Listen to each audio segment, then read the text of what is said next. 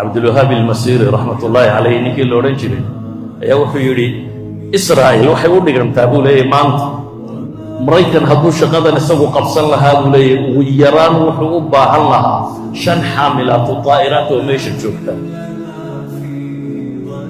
maraakiibtan dayuuradaha iyo wuxuudii hubkoodaba sita 5 ka mid u baahnaan lahaa buu leeyahay halka markab ee noocaasina 10 bilyan baa ku baxa wuxuu helay bay leeyihiin cid isaga u dhimatay iyo afkaartiisa